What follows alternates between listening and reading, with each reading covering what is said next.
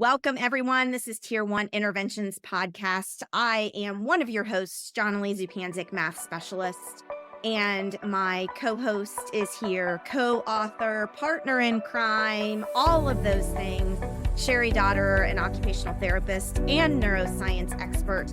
Our topic today is pattern recognition and talk about how this affects the learning of our students in schools. Typical traditional mathematics instruction elicits that fear response every day with students.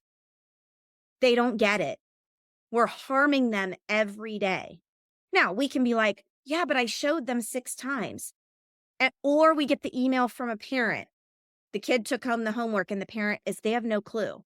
The teacher's, oh my gosh, we went through 3 examples. It didn't work.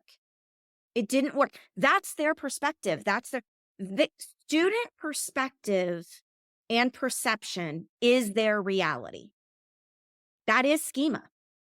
We can't change that by just saying, I did my job, now they need to do theirs. That's not how teaching works. We're going to take a look at the locker problem. The way that our instructional delivery system works is through what Cheri mentioned as an interleaving process.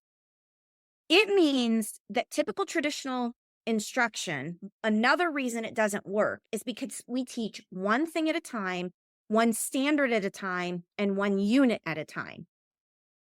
What we need to do is much more interleaving. What that means is out of context experiences that are not strung together linearly.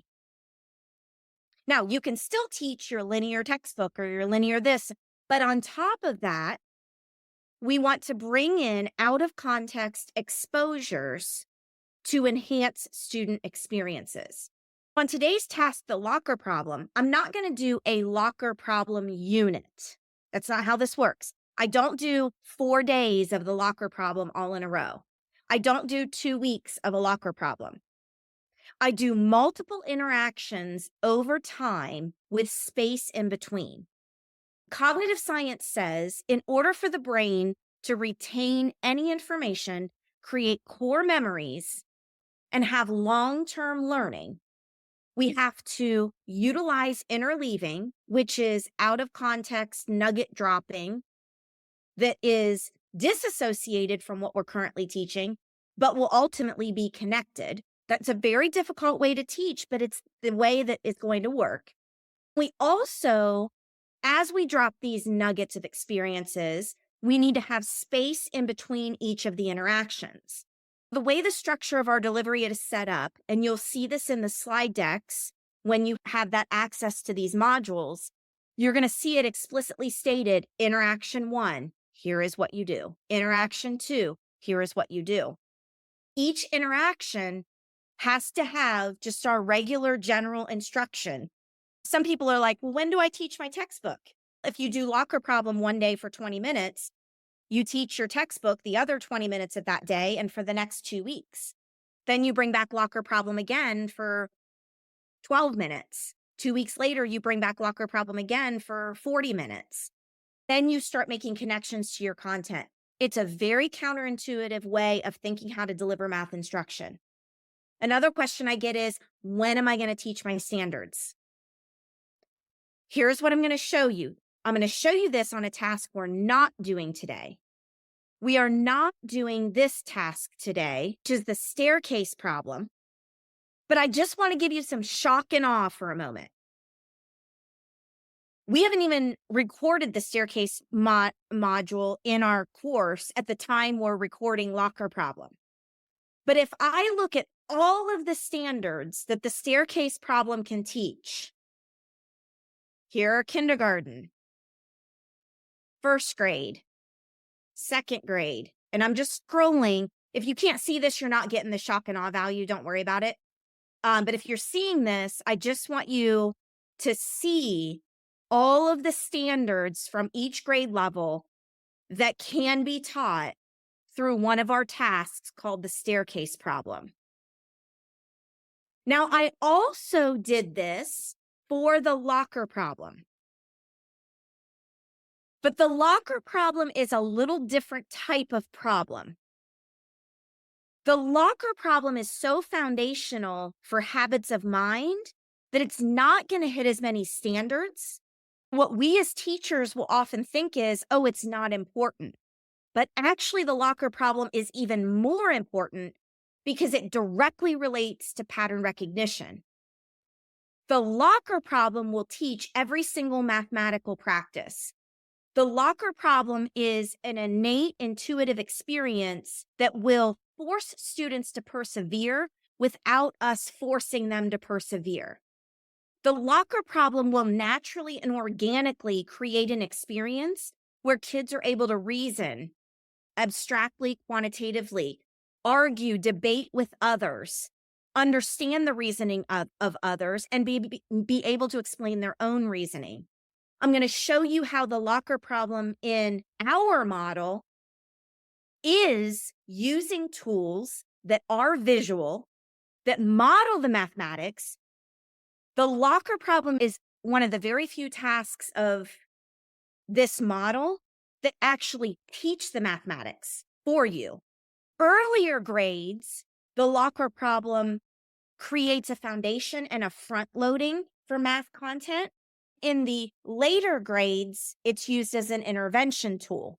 The locker problem has a very different purpose in our K-12 school.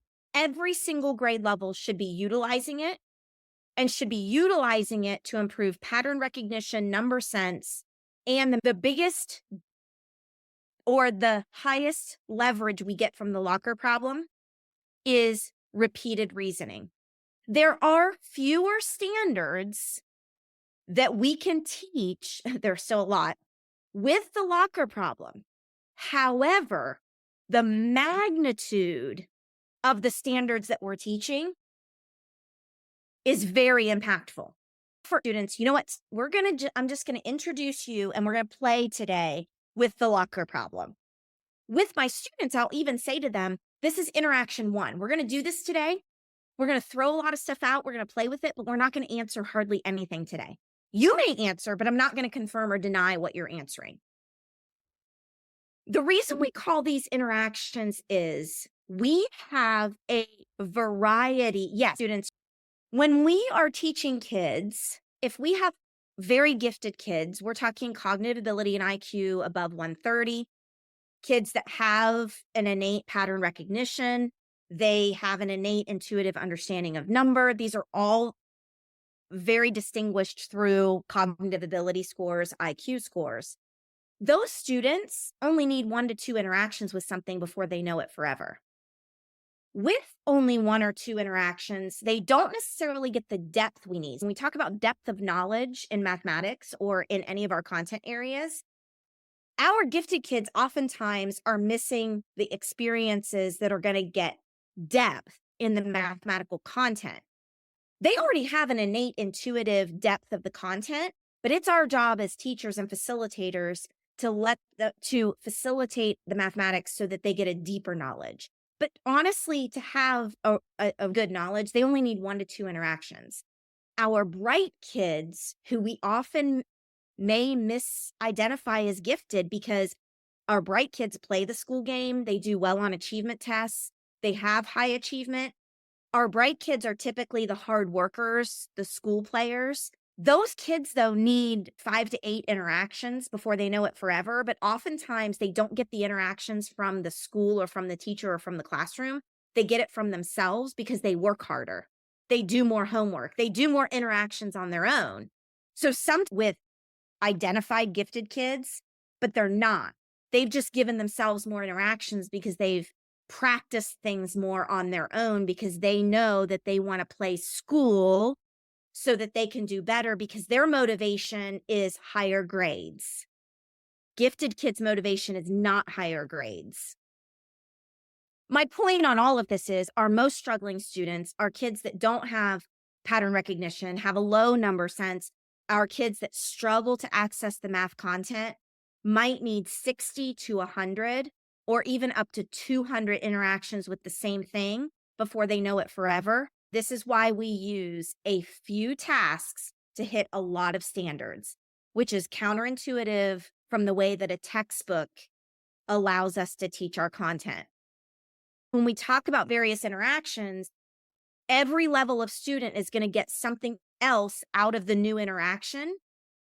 But if we use the locker problem 3 or 4 times during our school year, if I'm teaching my third graders and I use the locker problem 3 times in the third grade year, if the school has deemed this philosophy worthy, the second graders and first graders have also seen the locker problem 2, 3, or 4 times each of those years.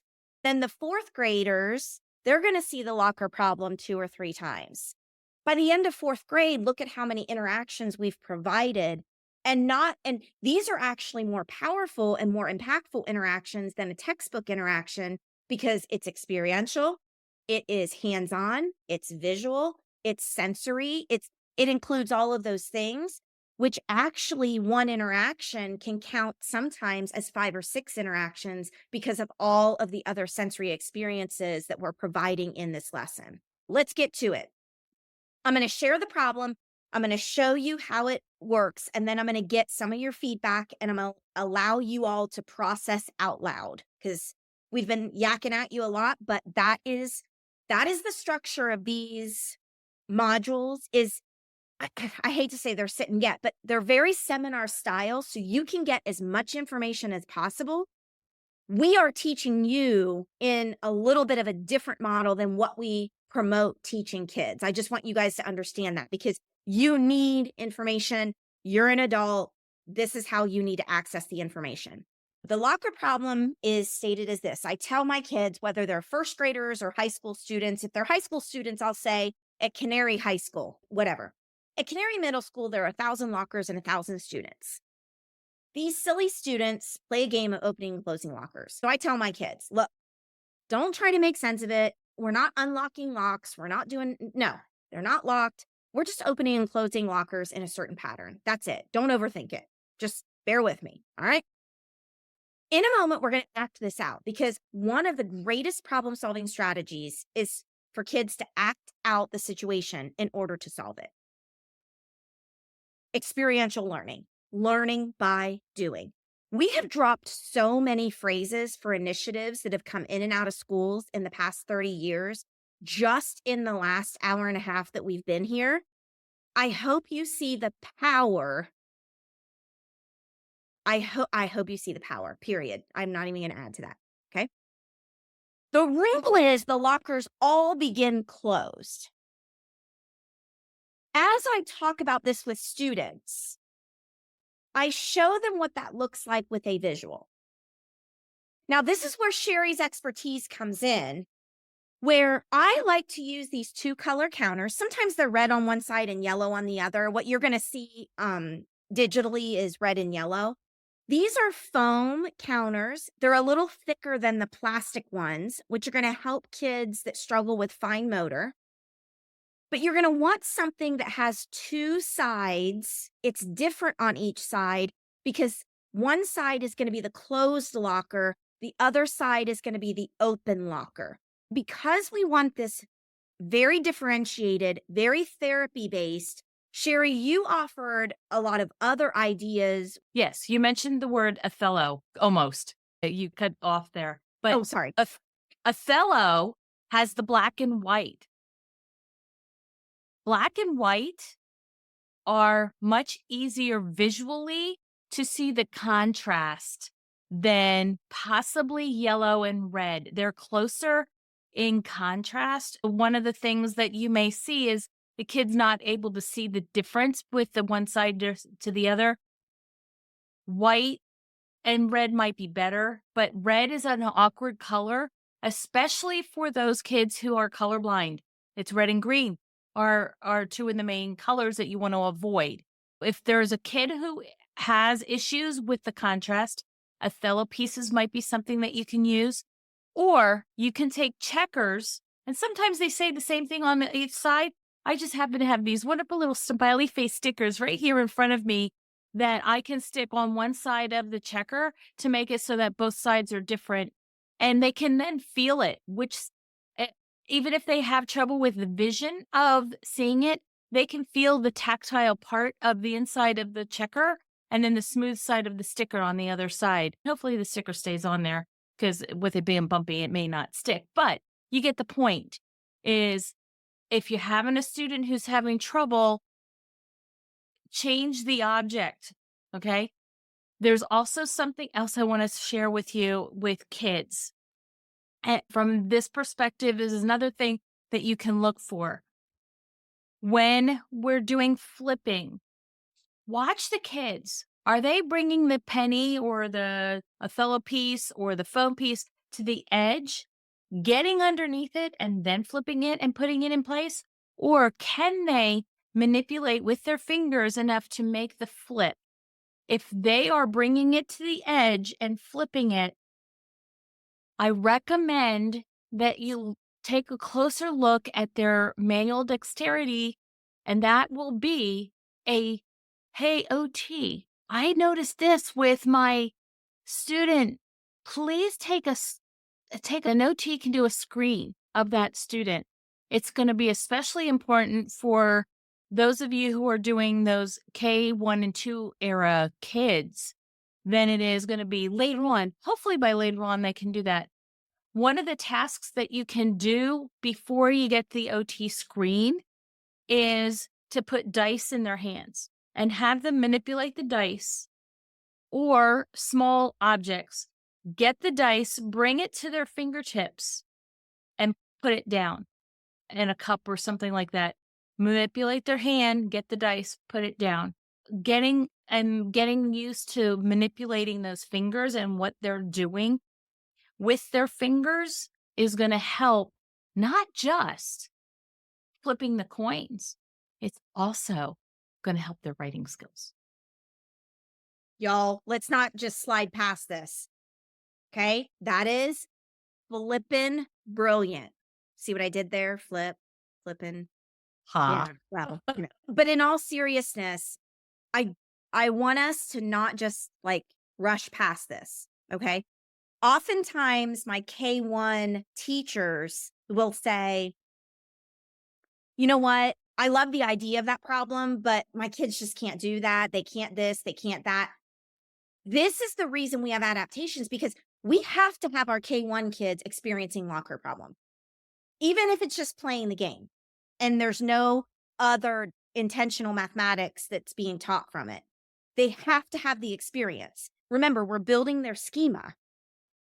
Without the experience, if kindergarten and first grade teachers say, no, we'll wait until they're older to do the locker problem, we've now just said we don't have any desire to develop their schema. That is going to be detrimental down the road mathematically.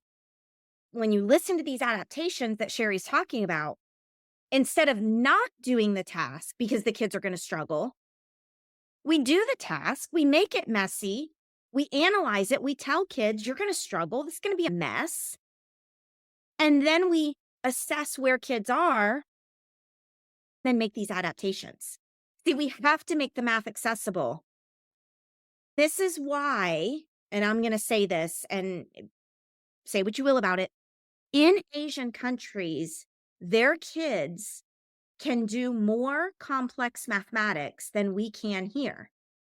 When the Singapore curriculum was adopted in the United States, it miserably failed. It failed, and so will Tier 1 interventions if the training is not there to change the instructional delivery and the mindset of the teacher. It shouldn't have failed. Those kids, for no difference than our kids cognitively, their brains are no different than our kids' brains. Their situations might be different. How people feel about education might be different. Okay, you can say what you will, but the brain structure, exactly the same. If their kids can do it, our kids can do it. The way that they get their kids to do it, the way that they get their second and third graders thinking algebraically, is through Tier 1 interventions tasks. This is the answer. You expose kids to experiences that are high-level complex mathematics, like the locker problem, and you just have them play with it at that level. You don't push the mathematics. All right, Cheri, give us an unveiling of what you have been working so hard on and what we have to offer people. Yes. That's just fun. Yes. This came totally out of left field and totally not in my thought process until I got something on Facebook one night that said, "Why don't you do this?" And I'm like, "But I can't. There's nothing we have to offer." We do. The first module that we recorded was called The Pizza Problem. What I've done is I've taken the pizza problem and I've turned it into one page. Quick start guides that you can just take the ideas, and I'm working on all of them. Okay. That's not it. That's not everything. I've also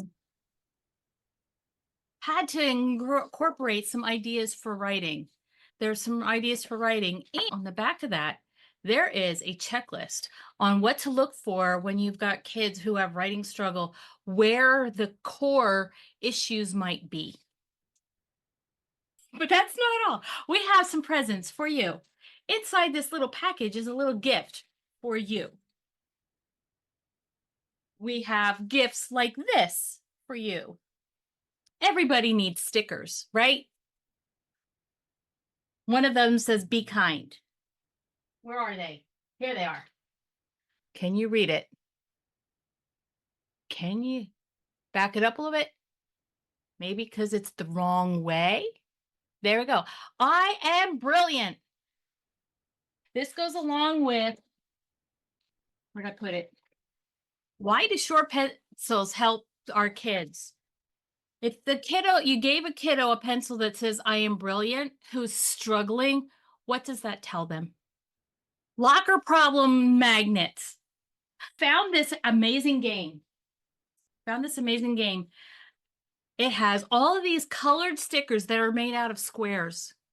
And there's a game that goes with it. We give you one copy and we tell you how to find some for the rest of your classroom. The teacher survival kit. So you can use this bag for whatever you want. Plus, just for the holidays, we got some socks for you. Because you always want to come warm up by the fire, right?